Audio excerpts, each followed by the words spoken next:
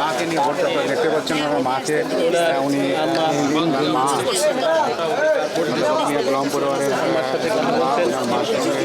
মা এবং সঙ্গে নিয়ে ওনার স্ত্রী আছেন সহধর্মিনী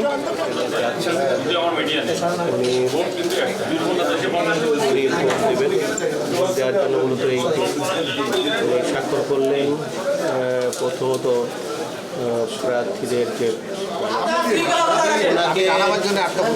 কালী যেটা সেই কালীটা ওনাকে হাতে বামাতে লাগিয়ে দিলেন।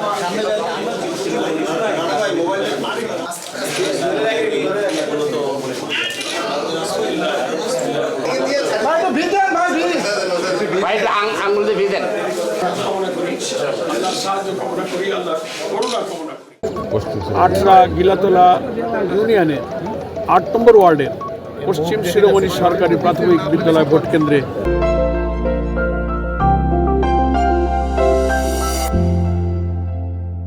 কিছুক্ষণ আগে আমি আমার ভোট প্রদান করেছি। অন্তত এই মুহূর্তে আমি ভোট দেওয়া পর্যন্ত সিচুয়েশন যেটা দেখছি, এই মুহূর্তে আমার ভোট দেওয়া পর্যন্ত যে পরিস্থিতি দেখছি সেটা ইতিবাচক।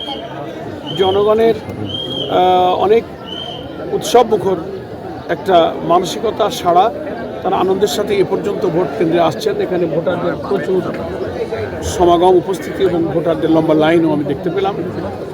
ভোট গ্রহণে নিযুক্ত দায়িত্বপ্রাপ্ত কর্মকর্তা যারা আছেন তারাও খুব স্বাচ্ছন্দ্যেই ভোট গ্রহণ কার্যক্রম পরিচালনা করছেন বলে আমি দেখতে পেলাম। এটা তো একটা পরিবর্তিত বাংলাদেশ।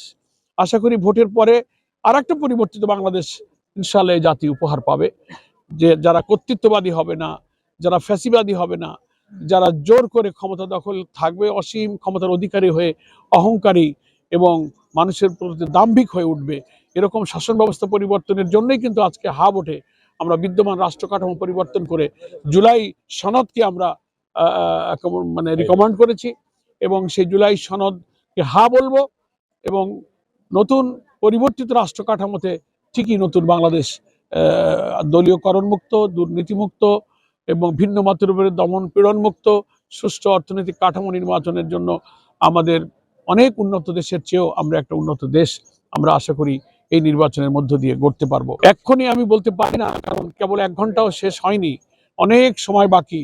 দেশের কোথাও কি ঘটবে, আমি যে কেন্দ্রে ভোট দিচ্ছি এখন তো আমি কোনো সংখ্যা দেখছি না, ফলে ভোট গ্রহণ শেষ হলে সারা দেশের তথ্য আমাদের কাছে আসছে। এ ব্যাপারে আমরা কমেন্ট আরো পরে করব। হ্যাঁ, আমরা এই মুহূর্তে আমি কোনো সংখ্যা আমার কেন্দ্রে বা আমার যতটুকু সো ফার মাই নলেজ আমি দেখছি না।